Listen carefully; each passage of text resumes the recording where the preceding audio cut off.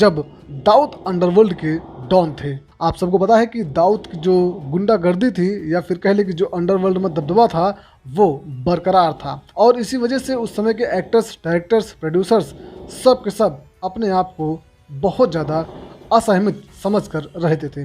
लेकिन उस समय मिथुन चक्रवर्ती और मंदाकिनी के बीच जो फिल्में आ रही थी उससे हमारे दाऊद साहब को परेशानी हो गई थी। आप सबको पता होगा कि दाऊद और मंदाकिनी की नज़दीकियाँ काफ़ी ज़्यादा उस समय बढ़ी थी, इनकी कई सारी तस्वीरें भी सामने आई थी।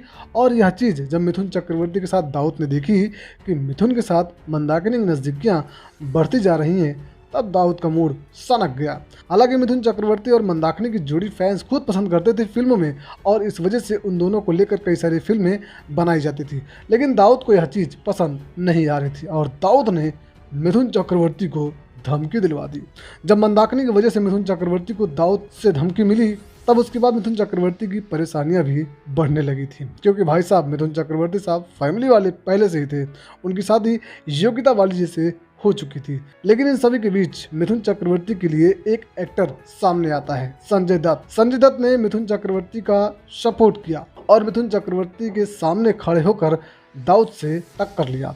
यानी कि दाऊद और संजू बाबा की उस समय काफ़ी ज़्यादा दोस्ती थी, अच्छी खासी मित्रता थी, या यूँ कह सकते हैं कि रिश्ता अच्छा इनका था। और दाऊद से ही मिथुन चक्रवर्ती को संजू बाबा ने बचाया था। ऐसी कई रिपोर्ट्स हैं जहां पर आपको साफ साफ दिखेगा कि संजय दत्त ने मिथुन चक्रवर्ती को दाऊद से मिली धमकी से राहत दिलाई थी। 1991 के बाद मिथुन चक्रवर्ती और मंदाकिनी की फिल्में आना बंद हो गई थी, अगर आपने नोट किया होगा तो। और इसके पहले कई सारी फिल्मों का भरमार लग गया था, लेकिन संजू बाबा ने मिथुन चक्रवर्ती का सपोर्ट किया था।